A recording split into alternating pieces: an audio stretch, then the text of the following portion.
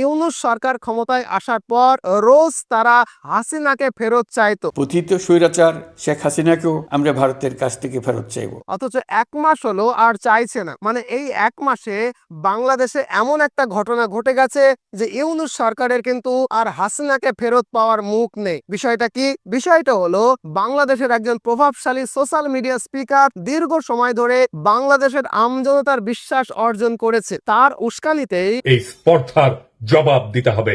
এই স্পর্ধার জবাব দেব আমরা ধানমন্ডি ৩২ নাম্বার গুড়িয়ে দিয়ে। বাংলাদেশে এমন একটা ঐতিহ্যবাহী বিল্ডিংকে ভেঙে ফেলা হয়েছে যাতে করে মিয়া ইউনূস এর হাসিনাকে ফেরত চাওয়ার আর কোন রকমের মুখ না থাকে। শুধু এখানেই শেষ নয়, নিন্দুকেরা বলে যে হাসিনা পরবর্তী সময়ে এই প্রভাবশালী স্পিকার ক্রমাগত তার সুকৌশলী ভাষণবাজির মাধ্যমে প্রথমে উপদেষ্টা মণ্ডলীকে সমর্থন করেছে, তারপরে উপদেষ্টা মণ্ডলীকে ক্রমাগত মিসগাইড করে গেছে, আর এখন রোজ এই উপদেষ্টা সরকারের বিরুদ্ধে পাবলিককে রীতিমতো খেপিয়ে তুলছে। মানে ক্রমাগত খুব সুকৌশলী ভাষণবাজি করে বাংলাদেশের অভ্যন্তরে ইউনূস বিরোধী মনোভাব তৈরি করে ফেলেছে এবং অবশ্যই এমন একটা অরাজক পরিস্থিতি সৃষ্টি করে রেখেছে যেটা আসলে আমাদের পক্ষেই যাচ্ছে। নিন্দুকেরা বলে যে ভালো করে পর্যবেক্ষণ করলে বোঝা যায় ইনি বাংলাদেশের কাছে মামা শকুনের মতো বাংলাদেশকে সদা সর্বদা এমন কুবুদ্ধি দিয়ে যাচ্ছে যাতে বাংলাদেশকে সারা বছর অস্থিতিশীল করে রাখা যায়। আবার নিন্দুকেরা এও বলে যে বাংলাদেশের সেনাবাহিনীতে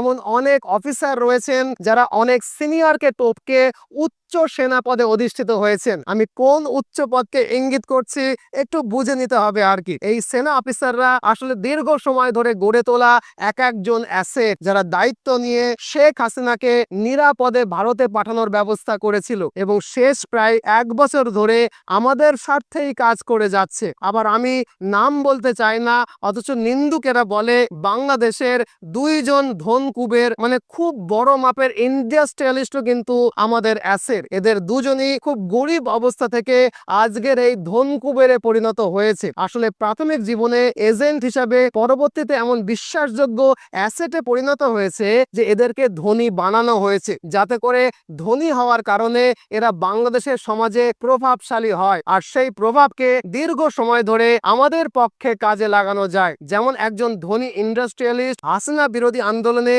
বড় ফান্ড করেছিলেন। নিন্দুকেরা বলেন যে তিনিও একজন অ্যাসেট। এখন আপনি প্রশ্ন করতেই পারেন যে হাসিনা বিরোধী ফান্ড কেন করবে? হাসিনা তো আমাদের পক্ষের লোক। দেখুন, পক্ষের লোক যখন ক্ষমতায় থাকে না তখন নতুন পক্ষে নিজের লোক ঢুকিয়ে দেওয়াটাই কিন্তু রাজনীতি। নিন্দুকেরা বলে এভাবেই সাপ হয়ে দংশন করে আর ওজা হয়ে ঝাড়ানোর মধ্যে দিয়েই দেশে দেশে আসল গেমটা খেলে দেওয়া হয়। অতএব আম বাংলাদেশিরা যতই লাফালাফি করুক, পুরো বাংলাদেশের পুরো সিস্টেমটা এখনো আমাদেরই নিয়ন্ত্রণে এবং আগামী ১০০ বছর আমাদের নিয়ন্ত্রণেই থাকবে। কারণ আজকে যে ছেলেটা সারা বাংলাদেশে বিতর্ক প্রতিযোগিতায় প্রথম হবে সে আমাদের র্যাডারে আছে। আজকের দিনে যে ছেলেটা সাধারণ সেনা হিসাবে বাংলাদেশ আর্মিতে যোগ দিয়েছে অথচ আগামী দিনে উচ্চ পদে যাওয়ার সম্ভাবনা রয়েছে সেও আমাদের র্যাডারে আছে। বাংলাদেশে সোশ্যাল মিডিয়াতে কাল যে ছেলেটা অ্যাকাউন্ট ওপেন করলো অথচ যার মধ্যে সম্ভাবনার ঝলক আছে সেও কিন্তু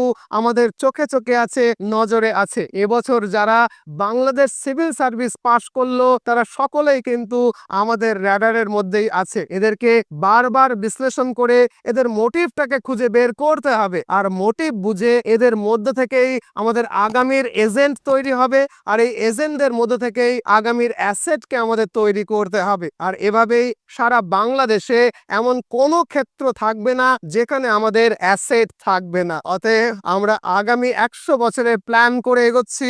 একটু আধটু ভালো সময় খারাপ সময় এটা তো আসবে, এটাই স্বাভাবিক। সবকিছু নিয়েই আমাদেরকে সামনের দিকে এগোতে হবে। আগামী ১০০ বছরের মধ্যেই অখণ্ড ভারত আমরা প্রতিষ্ঠা করব, এটাই কিন্তু নিয়তি। আশা করি আপনারা প্রত্যেকেই এ ব্যাপারে আমার সঙ্গে একমত হবেন। যাই হোক, নতুন ভিডিও নিয়ে আবার দেখা হবে। ততক্ষণে ভালো থাকুন, সর্বদা ভারতের পক্ষে থাকুন। জয় হিন্দ, জয় ভারত।